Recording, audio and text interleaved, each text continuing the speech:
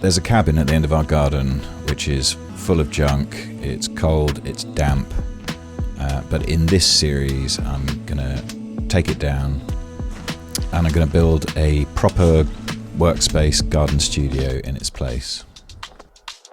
I'm gonna build it mostly on my own to keep the costs low, and at the end of this little series I'll share with you exactly how much it cost me.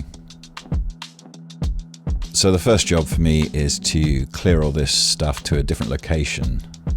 And I'm not just going to chuck this whole thing in a skip. I'm going to reuse the materials and I'm going to build a new shed with those materials in a different location in the garden.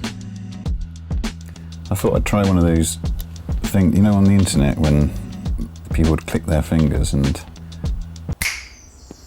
Here we go. Actually took a really long time. I've got to get this tree out of the ground so I can get the shed right back against that fence. Okay, that wasn't too bad. I have wrecked my hands. Blisters. Broken blisters. After that, I leveled the ground and set 4 concrete blocks in concrete. Then I built a very solid timber frame to form the base of the new shed.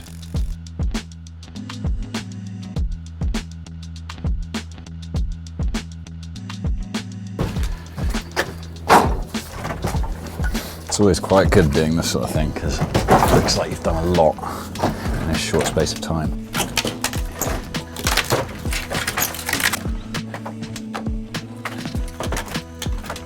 So these are the bits I'm going to be cleaning up and using for the shed. For the structure, I bought 4 4-inch fence posts and I'm screwing battens to the sides. Then the tongue and groove boards are then screwed to those battens to form the panels for the new shed. My last place I bought a shed and I ordered it online. It was like 400 quid, which I thought was quite a lot, and then it arrived and it was like when you order something on Amazon it's much smaller than you expected. You need to be able to stand up in a shed.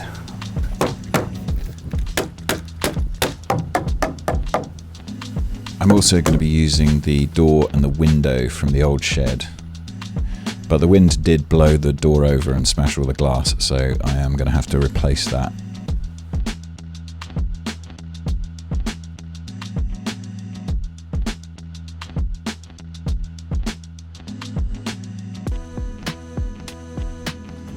I'm trying my best not to buy any wood where possible, so I'm finding any old scraps from the old cabin to build the roof structure.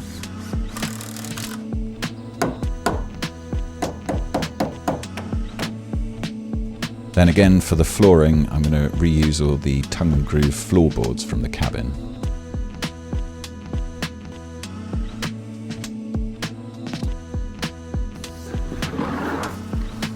I bought some 18mm OSB to cover the roof, along with some shed felt, which was then glued and tacked down.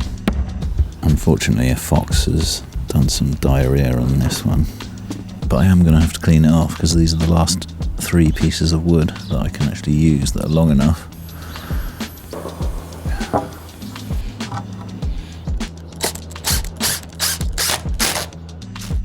Before I show you the finished shed, here are some clips from the next video where things do get a lot more serious. And if you have enjoyed this video, please like and subscribe. That's going to help encourage me to make more videos. So there's my new shed.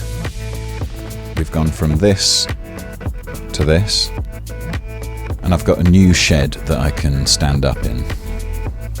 Inside, I've used the last scraps from the old cabin to build some shelves.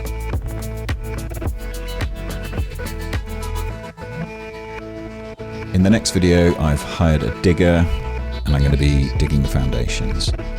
And the new garden studio will start coming out of the ground and begin to take shape.